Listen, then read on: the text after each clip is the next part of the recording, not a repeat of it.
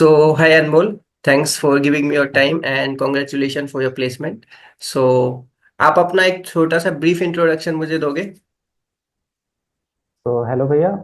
मेरा नाम अनमोल राज है। मैं अभी बीटेक फाइनल ईयर का स्टूडेंट हूँ एनआईटी अगरतला से। ओके। मैंने अपनी स्कूलिंग पटना बिहार से कंप्लीट की है, डीएवी पब्लिक स्कूल भागलपुर से। और करेंटली मैं अभी जुलाई मंथ में as a GET Tata advance system limited को ज्वाइन करने जा रहा हूँ। ओके। सो टाटा एडवांस के बारे में क्या प्रोडक्ट एंड सर्विसेज कुछ बनाती है, इसके बारे में थोड़ा सा बताओगे? हम्म, टाटा एडवांस का एक्चुअली गवर्नमेंट ऑफ इंडिया से वो है, लिंक है। वो मेनली डिफेंस डिफेंस सेक्टर का काम करती है, एयरक्राफ्ट बनाती है और साइबर सिक्योरिटी प्रोवाइड करती है, जैसे ओके। एयरपोर्ट्स हो गया या कहीं हो गया, इन सब ग्रेट। जगहों पे। सर अनमोल, आपका बीटेक में कौन सा ब्रांच था? मेरा मैकेनिकल था भैया। ओके। सो अनमोल, हम लोग इसके सिलेक्शन प्रोसेस की तरफ चलते हैं कि टाटा एडवांस में जब आपके कितने राउंड्स हुए थे, कितने स्टूडेंट्स ने इसमें अप्लाई किया था एंड इसमें कितने सेलेक्ट हुए थे, आपके पास कुछ डेटा है इससे रिलेटेड? जी, हमारा 3 राउंड हुआ था मेनली। ओके। पहला राउंड जो था वो ऑफलाइन एप्टीट्यूड था, हमें सेंटर पर, मतलब हमारे कॉलेज में ही एक सेंटर बना हुआ था। हम्म। वहाँ हमें जाके उसका एप्टीट्यूड राउंड क्लियर करना था, जिसमें कि क्वेश्चंस वो एप्टीट्यूड के थे, रीजनिंग के थे और हमारे मैकेनिकल के सब्जेक्ट्स के क्वेश्चन थे।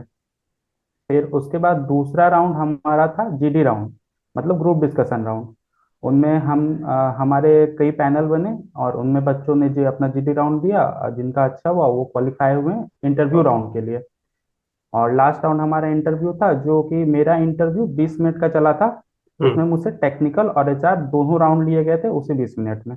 Okay, great. और और मेरे पास पूरा डेटा तो नहीं है कि कितने बच्चों ने अप्लाई किया था, लेकिन फर्स्ट राउंड जो ऑफलाइन एप्टीट्यूड राउंड था, हम्म। उसके बाद 53 स्टूडेंट सेलेक्ट हुए थे जीडी राउंड के लिए।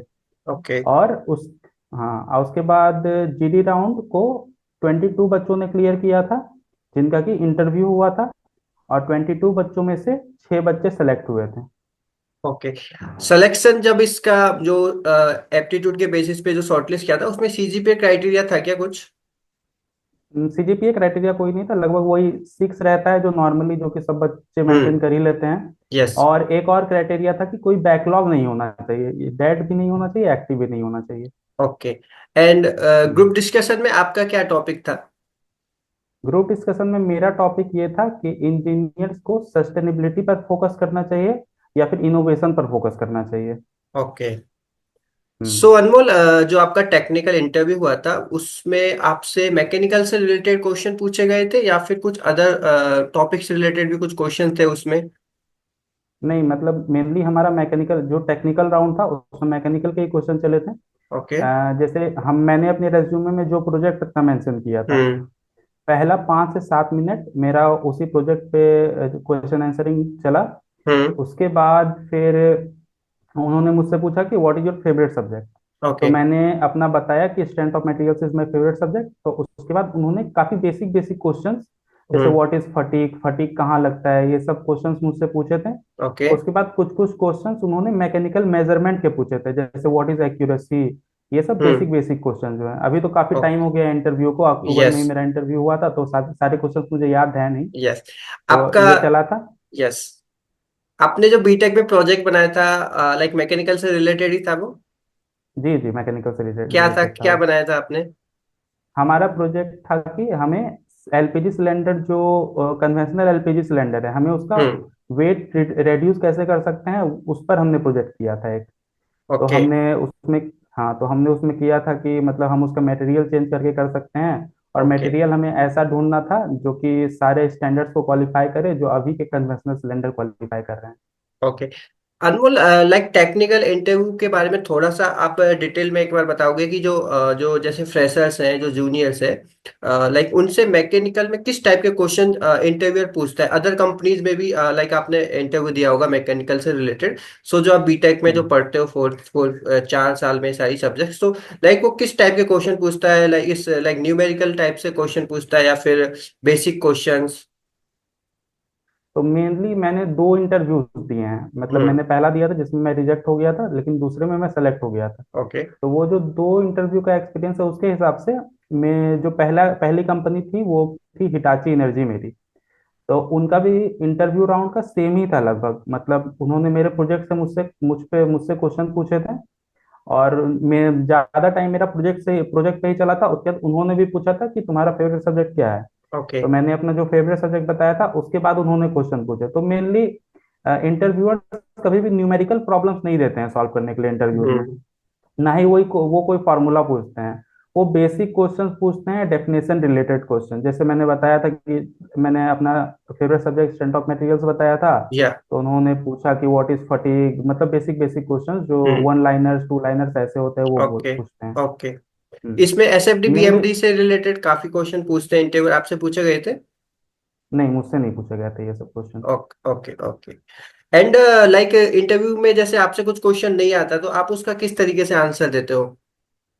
तो जब मुझे कोई क्वेश्चन नहीं आता तो मैं बोलता हूँ सर अभी तो मुझे याद नहीं आ रहा, ओके। लेकिन मैं इसको जरूर पढ़ूंगा वापस जाके, ऐसा मैं बोलता हूँ। Okay great. सो लाइक आपका ये जो इंटरव्यू हुआ था टेक्निकल कितने ड्यूरेशन तक हुआ था अप्रोक्सीमेटली? टेक्निकल ड्यूरेशन वही लगभग 20 मिनट का, जो मेरा इंटरव्यू था उसमें 15 मिनट हमारा टेक्निकल चला था। ओके। एंड और 5 मिनट आप एचआर क्वेश्चंस। एंड एचआर जो इंटरव्यू था उसमें कुछ एचआर में क्या किस टाइप के क्वेश्चंस पूछे गए थे? एचआर में बेसिकली वो देखना चाहते थे कि आप इंटरेस्टेड है या नहीं कंपनी को ज्वाइन करने के लिए। तो हम्म। उन्होंने पहला मेरा फैमिली बैकग्राउंड पूछा। हम्म। उनसे भी उन्हें आइडिया लगता है कि ये मतलब टिक पाएगा कंपनी में कि नहीं। या। उसके बाद उन्होंने पूछा कि हमारी कंपनी के बारे में तुम क्या जानते हो, ये बताओ। ओके। तो मैंने बताया कि ये मैं जानता हूँ, आप अभी ये कंपनी इस प्रोजेक्ट पे काम करती है। तो उन्हें हम्म। लगा कि हाँ, ये बंदा इंटरेस्टेड है कंपनी ज्वाइन करने के लिए। तो हम्म। मेनली हमारे यही एचआर राउंड था। एक लास्ट उन्होंने क्वेश्चन वो था कि आपके पास हमारे लिए कोई क्वेश्चन है। तो मुझे लगता है वो काफी इंपॉर्टेंट क्वेश्चन होता है कि या। आपको एक क्वेश्चन अच्छा सा पूछना चाहिए जिससे उन्हें लगे कि आप कंपनी में इंटरेस्टेड हैं। तो हम्म। मैंने उनसे पूछा था कि मैम, जैसे हमारी एचआर जो थी वो फीमेल थी, तो उन्होंने उनसे मैंने पूछा था मैम, ये हमारा कैरियर ग्रोथ क्या रहेगा अगर हम या। जी एज ए जीटी ज्वाइन करते हैं। हम्म। तो उन्होंने बताया था कि अभी तुम 2 साल वहाँ काम करोगे, उसके बाद तुम्हारी मर्जी है कि तुम हायर स्टडीज के लिए अगर जाना चाहोगे तो वो कंपनी हम्म। खुद स्पॉन्सर करेगी तुम्हारे लिए। यस। तो इससे उन्हें लगा होगा कि मैं इंटरेस्टेड हूँ कंपनी ज्वाइन करने के लिए। ओके। अनमोल, कुछ फेवरेट सब्जेक्ट्स आप बताना चाहोगे कि इंटरव्यू में जाने से पहले स्टूडेंट को उनको पढ़ना ही चाहिए? इंटरव्यू मोस्टली क्वेश्चन पूछते ही है। तो बेसिकली अगर डिपेंड करता है किस टाइप की कंपनी है। अगर हम्म। मैन्युफैक्चरिंग की कंपनी है वो, या। तो आपको मैन्युफैक्चरिंग पढ़ के जाना चाहिए, मटेरियल साइंस पढ़ के जाना चाहिए। अगर एनर्जी की कंपनी है तो thermodynamics, heat and mass transfer, ये सब पढ़ के जाना चाहिए। जैसे मैंने टाटा एडवांस के बारे में रिसर्च पहले ही कर लिया था कि ये किस टाइप की कंपनी है। या। तो इस हिसाब से मैंने अपना एसओएम प्रिपेयर किया हुआ था, मटेरियल साइंस प्रिपेयर किया हुआ था। हम्म। क्योंकि अगर आप अपना कोई फेवरेट सब्जेक्ट बताते भी हैं उसका उस इंटरव्यू पैनल को, तो यस। वो उस सब्जेक्ट से क्वेश्चन जरूर पूछेंगे जो उनकी कंपनी जिस पे काम करती है। यस। तो अच्छा यही होगा कि आप उसी को फेवरेट सब्जेक्ट बता दें जिन पे वो कंपनी काम करती है। तो यस। एक बार पहले आप बैकग्राउंड रिसर्च कर लीजिए, उसके बाद वो फेवरेट सब्जेक्ट बताइए। अनमोल, मटेरियल साइंस से आपसे कुछ क्वेश्चन पूछे गए थे? जी नहीं, मटेरियल साइंस से मुझसे नहीं पूछा गया था ओनली कुछ। स्ट्रेंथ ऑफ मटेरियल में काफी डिटेल में हाँ हाँ डिस्कशन हाँ। हुआ था आपका? बेस वही, मतलब मेरा मेनली इंटरव्यू मेरे प्रोजेक्ट पे ही चला था। ओके। आपके जो 7 से 8 मिनट। ओके, सो हम्म। मीन्स बीटेक का जो प्रोजेक्ट है वो इंटरव्यू के लिए काफी इंपॉर्टेंट रहता है। जी जी, काफी इंपॉर्टेंट है वो। ओके, सो आपका प्रोजेक्ट अभी खत्म हो गया?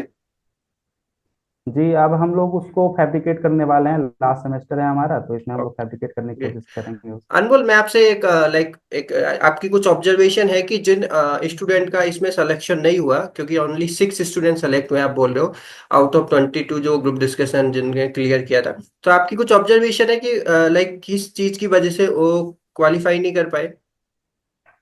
मेनली मुझे लगता है कि टेक्निकल राउंड्स, जैसे मैंने जिनसे पूछा था कि सबके लगभग एवरेज गए थे। हम्म। लेकिन एचआर क्वेश्चंस में वो लोग कुछ कुछ में अटके थे। तो ओके। मुझे लगता है कि एचआर एचआर राउंड बहुत इंपॉर्टेंट होता है किसी भी इंटरव्यू में, हम्म। तो उसके लिए हमें अच्छे से प्रिपेयर कर लेना चाहिए।